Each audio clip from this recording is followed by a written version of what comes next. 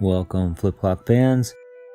Here we have a Copal 222 in the Flip Clock fan studios.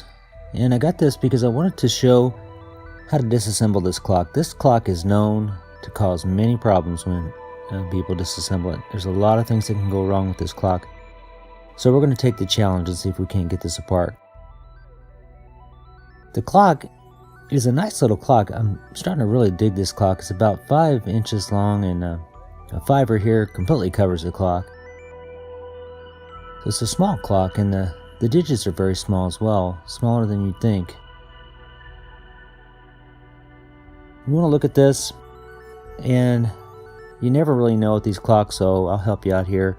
This you just pull straight off, and if this is an older clock, you may pull and think this thing isn't coming off, but it actually has to come off to get this clock apart.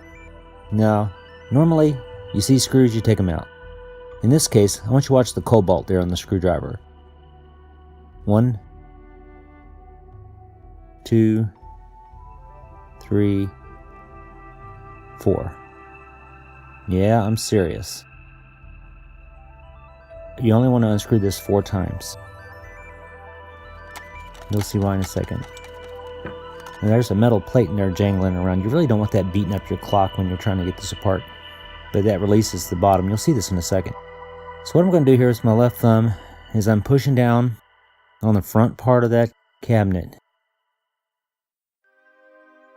It's hard to see what I'm doing maybe, but I'm pushing down trying to release tabs that are under there. There, got that one. Now again, if it's an old clock, you may have trouble getting those loose because of gunk. Okay, now you see, that's released. You turn it over. Now in this case, you push up. So I'm grabbing that whole thing and pushing up with from my right hand.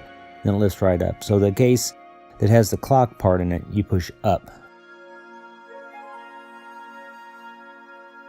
And that bulb needs to be replaced. It's pretty blackened. And the motor is gunked up pretty bad. Now I've had another one of these clocks open in the same issues. Now here we go, another problem. These are almost always broken. You look at this and say, oh, you just pull up from here. Anybody knows that, and then they keep pulling. Bad idea. That's why it's always broken up in here. So push that back down. What you do is you look over here, and there are 2 tabs at the very top there.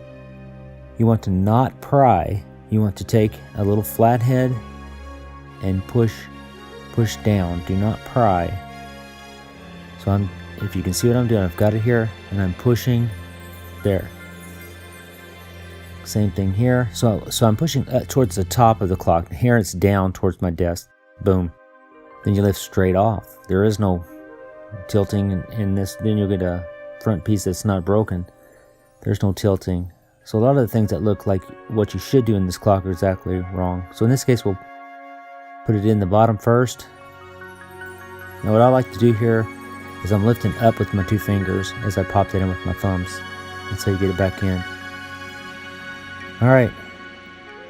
That plate, when we tighten that back down, is going to catch this so the tabs don't come loose. We're going to get the top in first. And then the bottom just snaps right in place. I'm going to push down with my thumbs a little bit. There you go. This is a little tough nut to crack, but it's been a lot of fun. When you get the time, come visit us at flipclockfans.com.